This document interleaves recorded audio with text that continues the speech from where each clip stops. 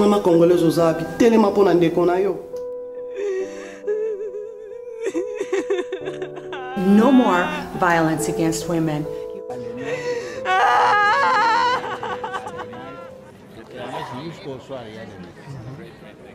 S'il vous plaît, Monseigneur, juste répondre à une ou deux petites questions. Vous êtes Monseigneur Kabongo, suffisamment connu. Vous avez été secrétaire du pape Jean-Paul II. Vous venez de célébrer une messe à l'honneur du Congo. Quel sens donnez-vous à cette journée? Journée de joie. Quand les Congolais se rencontrent, c'est une bonne histoire. J'étais heureux de prier avec vous, prier pour vous et vous souhaiter tout le bien.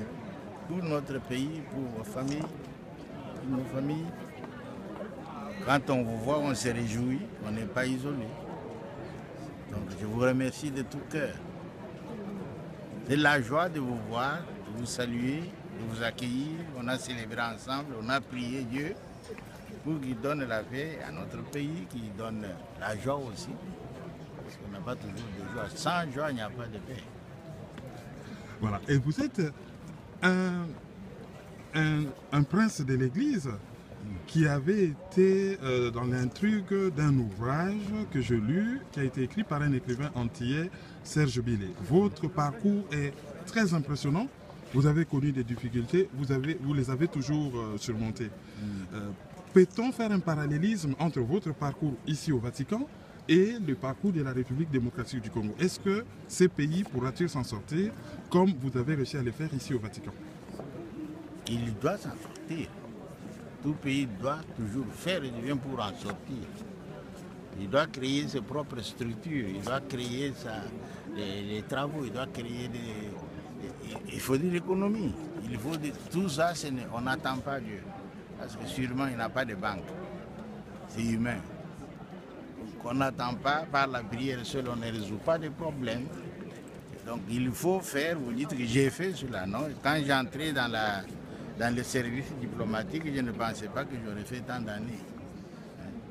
Après la Corée du Sud, après le Brésil, voilà, j'étais au Vatican, mais les papes sont déjà morts plus de 3-4. Mais il faut remercier que les saints sièges ou les papes ont ouvert. Aujourd'hui, quand moi j'entrais en diplomatie, il n'y avait pas de nonces noirs. Aujourd'hui, nous avons au moins 6. Il y a même un de mon diocèse qui est à El Salvador, que j'avais envoyé ici. Donc on a quand même ouvert les portes. Nous avons 3 nonces nigériens. Nous avons les Congolais, il y a un. Et ça n'existait pas il y a quelques années. Grâce à vous, nous avons visité la tombe de Saint-Pierre, qui se trouve juste sous l'autel. Il y a un verset biblique qui dit « Vous êtes pierre et sur cette pierre, je bâtirai mon église ». Et nous venons de les vivre en direct. En direct. Alors, on a vu beaucoup d'or dans cette tombe. Et on sait que notre pays, le Congo, est un grand producteur d'or.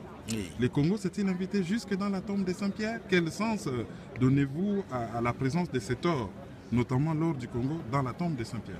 Mais ça, je ne sais pas si ça date de temps de fondation. Mais à ce moment-là, il n'y avait pas encore le Congo belge ou le Rwanda Burundi. Nous sommes au 1er siècle, non? Donc Pierre est mort en 64, entre 64 et 67. C'est ça qu'on écrit sur la liste. Donc 64, ce n'est pas 1900. Hein. Donc c'est l'or originel de l'an 64. Les Romains avaient un empire, ils avaient plus d'or que nous.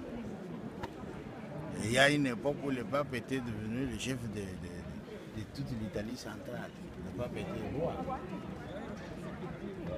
Jusqu'en 1800, quand l'Italie a fait l'unification, avec le phare,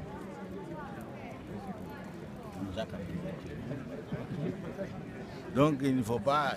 Tout ce que vous voyez là sont des séquelles, ça existe. Ça existait avant les Romains. Les Romains avaient beaucoup d'or. Ici, c'est rempli.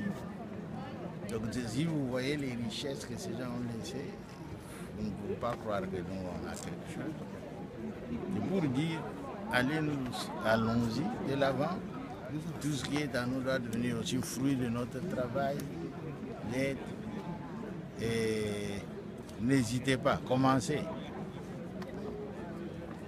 Ça, c'est un message à la jeunesse congolaise. Merci, Monseigneur. Merci à vous. Merci pour la visite. Thank you so much, Father. Thank you very much.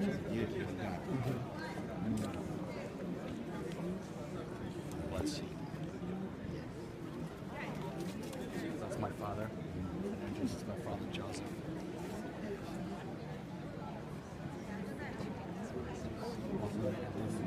The women who've been holding their foundation, they're supporting the Congolese women. They're called the Shiras. Could I ask you to bless something for my darling, darling daughter that's having a baby?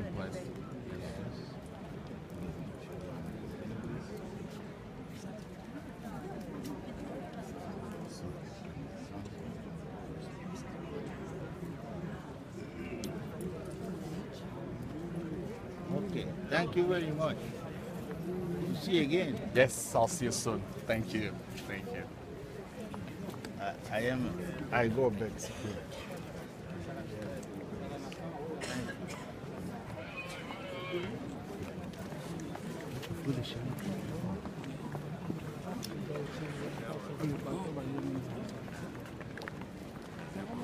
Give another interview with Monseigneur, please. That would be fantastic.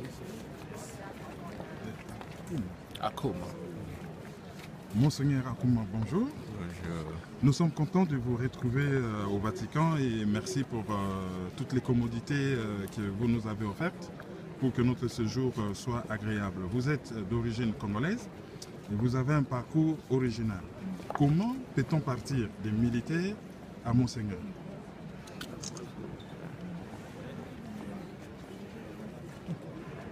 Militaire, je le suis devenu, disons, par accident, parce que lorsque nous étions étudiants à l'Ovanium, nous étions, disons, des groupes de révolutionnaires de 1968. Et on a fait bouger le monde de partout, les étudiants qui manifestaient, qui voulaient un changement dans le contexte des autorités qui guident le pays, qui guident le monde, qui ne se comportaient pas selon ce que nous attendions d'eux.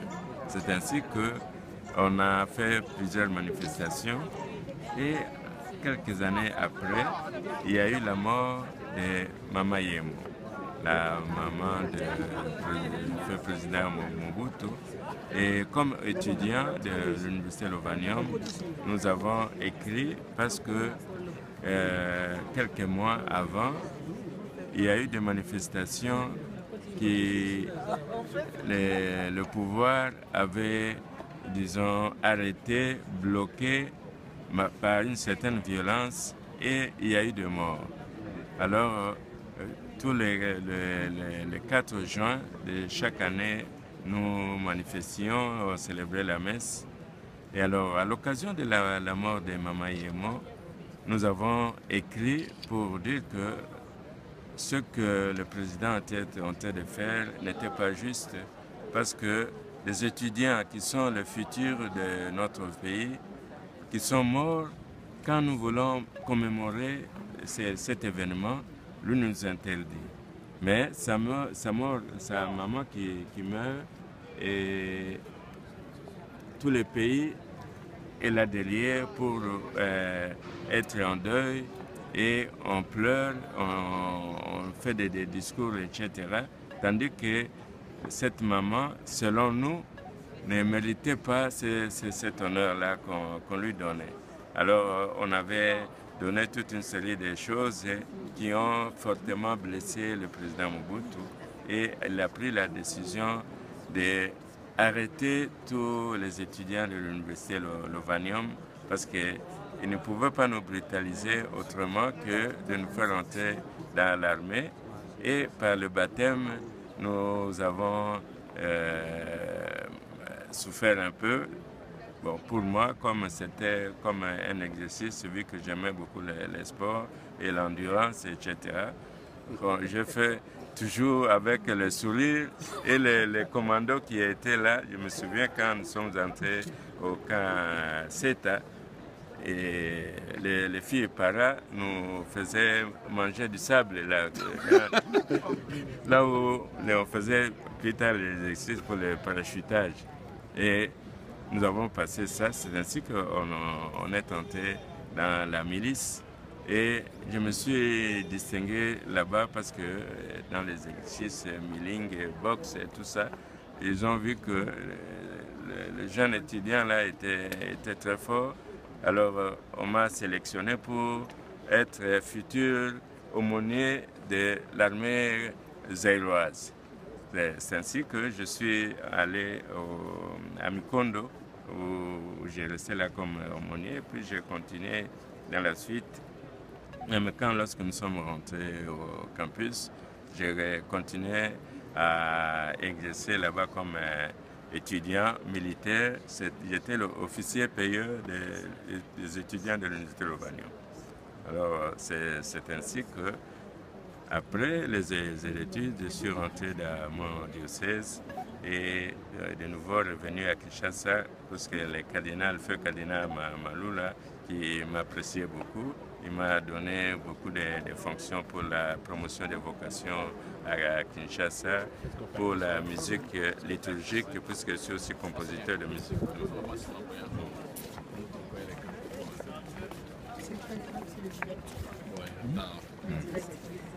Alors, comme aussi musicien, je passais à la télévision avec un orchestre que j'avais formé pour la promotion des vocations et puis pour l'évangélisation. Alors, à partir de là, comme musicien, compositeur, directeur de la commission de la musique liturgique nationale, on a fait ce qu'aujourd'hui, partout, on célèbre la messe selon les rites aujourd'hui congolais, mais c'était les rites zaïrois. Alors, moi, j'ai soigné la partie musicale, etc. Quand nous avons eu des problèmes en étant avec le cardinal Maloula, et le président Mobutu nous a chassés de la résidence où on était, etc. Lui est venu à Rome et puis il est rentré de nouveau au pays. Moi, je suis venu pour lancer, présenter au Vatican cette messe-là selon les rites zaïrois. Alors, j'ai commencé, comme j'étais en ce moment professeur assistant, à l'Université catholique de Sacré-Cœur ici à Djameli, et j'ai formé les noyaux initiaux et avec la chorale, on chantait pour présenter de façon que la conclusion était qu'on a accepté cette messe-là dans les rites de l'Église catholique romaine. Donc c'est ainsi que je suis passé de militaire à Monseigneur. Et comme j'avais toujours le souci aussi du développement de notre pays, en étant ici, les problèmes sociaux, on voyait mes préoccupations même dans les paroisses ou bien à l'université. C'est ainsi qu'on m'a confié des fonctions pour tout ce qui est social, comme la Caritas, comme directeur. Et puis, à la fin, vu que maintenant je suis assez, disons, âgé, on a dit, vous devez aller chez vous pour construire le pays et laisser quelques signes de votre passage ici. C'est ainsi que j'étais parti comme chef de délégation du Vatican au Congo et malheureusement les histoires n'ont pas fonctionné vu le comportement que nos autorités ont affiché jusque-là. Et je suis revenu, comme je disais hier, je priais pour qu'on puisse avoir quelqu'un de nos jeunes animé d'un esprit vraiment qui va unir tous les Congolais. D'abord, j'ai vu les partis, comment ça s'est dénommé. Ça m'a frappé. J'ai dit, c'est déjà un signe pour voir que c'est quelqu'un qui a la préoccupation de l'unité du pays et voir quand j'aurai des contacts et des directs avec la personne en question, je vais voir dans quelle mesure il est dans cette unité les qualités qui sont nécessaires pour la gestion des choses publiques. Alors, les contacts nous avons eu au téléphone d'abord et j'ai compris tout de suite que la personne que j'attendais, quand je priais que le Seigneur puisse nous envoyer une personne qui a ces qualités-là, qui pourrait relancer notre pays, alors j'ai dit je dois m'assumer complètement pour aider la personne en question pour qu'il puisse arriver au pouvoir. Et alors avec cette personne et l'équipe qu'on doit préparer, qui doit avoir le même esprit, nous pourrons rentrer au pays pour la construction, la reconstruction du pays. C'est ainsi que vous me voyez, je suis au milieu des fous et je pense que d'ici là, le Seigneur va aider pour qu'on puisse rentrer et travailler pour le développement de notre pays. Alors, vous êtes monseigneur, vous êtes militaire. À côté de vous, vous avez votre fils qui est militaire et qui a des aspirations politiques. On a constaté que vous lui avez ouvert, le pape, à travers vous, lui a ouvert sa maison. Il lui a dit, promenez-vous dans ma maison, prenez ce que vous avez à prendre, mais travaillez pour votre pays. Comment voyez-vous l'avenir par rapport à l'engagement du pape, par rapport à votre engagement, à votre implication dans ces dossiers? Comment voyez-vous l'avenir proche du Congo? Je regarde l'avenir avec beaucoup d'espérance parce que le pape, l'Église en général, mais surtout le pape actuel, a une forte sensibilité pour le développement, en commençant par les personnes qui sont dans le besoin, les pauvres. Et il a travaillé, il vient dans un continent où il a fait son ministère et tout cela l'a formé de façon qu'en devenant maintenant le numéro 1 de l'Église catholique et le pape, lui, il va pousser dans le sens que nous puissions faire le développement pour faire vivre plus humainement les personnes qui sont là-bas dans notre pays. Parce que si les pauvres, ils sont bien, ils vivent selon la notre dignité humaine, tous les autres, nous pouvons le présumer qu'ils en gagneront quelque chose. Parce que c'est comme ça toute la communauté, toute la société congolaise va vraiment renaître. Donc pour moi, je suis convaincu que le changement qui aura lieu sera quelque chose qui va renforcer les liens de notre pays avec l'Église, vu que le pape a ouvert, disons, les portes de sa maison, nous sommes là, et il nous aide à ce que nous puissions vraiment construire le pays avec l'enseignement social de l'Église catholique, avec toutes les valeurs sociales que nous avons au cœur, comme dans les textes que nous avons eu pour la messe d'aujourd'hui, de la semence là. C'est l'amour qui est avant tout un don de nous-mêmes, qui fait un sacrifice, une mort en nous pour la promotion de l'autre et de la société. Alors, un enseignement vraiment très dense parce que c'est opposé à l'enseignement que le monde donne, l'amour où chacun cherche ses propres intérêts, etc., sans tenir compte surtout de la communauté et du bien commun. Mais pour nous, c'est d'abord le sacrifice de nous-mêmes. Ce que nous pouvons faire pour le pays, ça c'est notre souci. Et si chacun le fait, ça sera vraiment un changement dans l'esprit pour avoir un Congo nouveau. Pour terminer, vous avez fait un travail de lobbying énorme avec un carnet d'adresses assez impressionnant. Nous aimerions avoir juste comme ça quelques secrets, comme on dit, déchirer les rios. Quels sont vos rapports avec Joseph Kabila? Apparemment, vous lui écrivez beaucoup. Et quels sont vos rapports avec Tom Perriello, Bon, on disait du Vatican. Vatican, combien de divisions? C'est Staline qui le disait.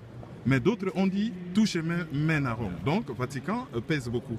Vatican doit travailler dans ces dossiers avec les États-Unis. Quels sont vos rapports d'un côté avec Joseph Kabila et de l'autre avec Thomas Perriello, qui est l'envoyé spécial du président Barack Obama dans la région des Grands Lacs? Normalement, comme j'ai dit, je suis allé au pays. Je n'avais au départ aucun contact avec le président Kabila. Moi, quand je suis allé comme chef de délégation de Saint-Siège, vu les préoccupations que le Vatican avait en ce moment-là, on a fait l'option de passer par un certain comportement. Et alors, il fallait chercher des contacts. Et sur ça, on a bien fait les tomber, disons, sur moi, tout en n'ayant rien comme contact au départ, avec seulement les prières, je me suis frayé un chemin pour arriver à contacter le président Kabila. Moi-même, je ne savais pas comment cela est arrivé, mais seulement avec les prières, j'ai commencé à voir des gens qui se trouvaient dans le besoin et qu'en venant chez moi, je parlais et puis de la situation de développement. Ils ont dit non, nous avons contacté avec le président, etc. Et j'ai, à travers un autre monseigneur de mon diocèse, quand je lui ai parlé de la situation que je suis en train de venir, il a dit non, dans notre communauté, c'est dans notre paroisse, il y a quelqu'un qui est de la famille, disons, du président parce que sa femme vient du village disons, du chef de l'État. Alors, à travers celui-là, ils ont eu les problèmes, parce qu'il lui parlait toujours avec le président Kabila. On m'a donné les numéros. Et par la suite, d'autres contacts que j'ai eus, je suis parvenu à avoir aussi ces mails, etc. Alors, quand nous sommes allés, quand j'ai constaté le comportement de nos autorités en général, j'ai commencé alors d'abord par téléphone et puis après, vu que j'avais les mails, j'écrivais pour qu'ils puissent arriver à la conversion. Mais j'ai vu que ce travail-là n'a pas apporté beaucoup de fruits. On continuait avec la mentalité de toujours. Mais comme nous sommes là, ici au Vatican comme exorciste, j'ai eu des contacts avec le monde entier. Et à travers mes prières, des gens qui venaient, des téléphones, j'ai aussi des contacts avec l'ambassade américaine et ici au Vatican. À travers mes liens avec les gens de l'ambassade qui sont aussi dans ces besoins, disons, spirituels, je me suis introduit pour arriver jusqu'à la sphère supérieure de l'organisation, que ce soit de l'ONU ou bien des États-Unis. Alors, je cherche toujours de mettre à profit toutes ces relations-là pour que ça puisse nous aider à faire sortir de notre pays de la situation dans laquelle il se trouve. Alors, la prière, c'est avant tout qui m'a ouvert les portes pour arriver à toucher des personnes qui, au départ, étaient vraiment très éloignées de nous, mais avec le temps, sont devenues des personnes avec lesquelles j'ai communiqué tous les temps. Okay. Merci beaucoup, Monseigneur, pour votre disponibilité. Et on vous souhaite bon vent dans vos activités.